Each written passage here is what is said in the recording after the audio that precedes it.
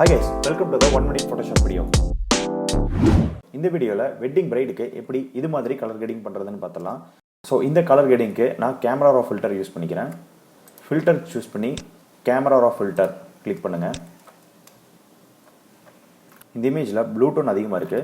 பேசிக் choose பண்ணுங்க. இதுல temperature லெவலை just slightly increase பண்ணுங்க. 12 ஓகே. சோ இப்போ நான் டைரக்ட்டா வைப்ரன்ஸ் வந்தறேன். வைப்ரன்ஸை 100% கொண்டு போயிருங்க. கொண்டு போயிட்டு ஸ்லோவா டிக்ரீஸ் பண்ணுங்க. வைப்ரன்ஸோட லெவல் எந்த இடத்துல உங்களுக்கு கரெக்டா இருக்குன்னு ஃபீல் பண்றீங்களோ அந்த இடத்துல ஸ்டாப் பண்ணிடுங்க. எனக்கு இப்போ ஓகே. என்னோட வேல்யூ வந்து 76 ஓகே. அண்ட் சேச்சுரேஷன் லெவலை ஸ்லைட்டா இன்க்ரீஸ் பண்ணிக்கிறேன். 10 ஓகே. இந்த இமேஜுக்கு லைட்டா கான்ட்ராஸ்ட் வேல்யூ இன்க்ரீஸ் பண்ணிக்கிறேன். 7 ஓகே.